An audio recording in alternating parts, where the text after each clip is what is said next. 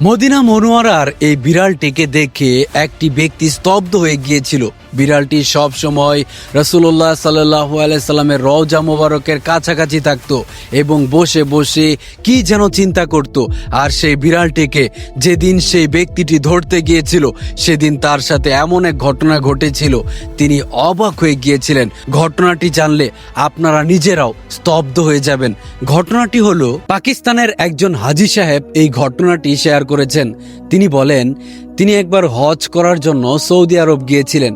হজ করার পর যখন তিনি মদিনায় গিয়েছিলেন, মদিনায় যাওয়ার পর তার সাথে এই ঘটনাটি ঘটে। তিনি একটি রেস্টুরেন্টে খাবার খেতে বসেছিলেন আর তখন তিনি একটি বিড়ালকে দেখতে পেলেন। বিড়ালটিকে দেখে তার খুবই মায়া হলো এবং তিনি বিড়ালটিকে খাবার খেতে দিলেন। বিড়ালটি খাবার খাওয়ার পর হঠাৎ করে সেখান থেকে উধাও হয়ে গেল, অর্থাৎ তার দৃষ্টির সীমানার বাইরে চলে গেল। তিনি বিড়ালটিকে অনেক খোঁজাখুঁজি করলেন কিন্তু কোথাও খুঁজে পেলেন না। হঠাৎ করে তিনি সেই বিড়ালটিকে একদিন দেখতে পেলেন নবীজি সাল্লাল্লাহু আলাইহি ওয়াসাল্লামের রওজার খুব কাছাকাছি একটি জায়গায় বসে আছে এবং রওজা পাকের দিকে তাকিয়ে আছে। তিনি সেই বিড়ালটিকে দেখে চিনে ফেললেন এবং তিনি ভাবলেন এই বিড়ালটা সম্ভবত নবীজির রওজার আশেপাশেই থাকে। তারপর দিন যখন তিনি আবারও সেই রেস্টুরেন্টে খেতে বসলেন, তিনি দেখতে পেলেন সেই বিড়ালটি আবারও সেখানে উপস্থিত।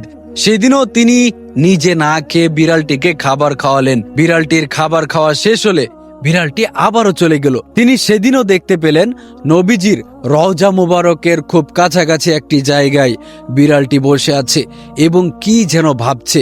তিনি মনে মনে সিদ্ধান্ত নিলেন তিনি এই বিড়ালটিকে তার দেশে নিয়ে যাবেন, কারণ এই বিড়ালটি রাসূলুল্লাহ সাল্লাল্লাহু আলাইহি ওয়াসাল্লামের রওজা পাকের আশেপাশেই থাকে। তাই নবীজির দেশের একটি স্মৃতি হিসেবে তিনি এই বিড়ালটিকে নিজের দেশে নিয়ে যাবেন এবং অনেক মহাব্বত করবেন, যত্ন করে রাখবেন।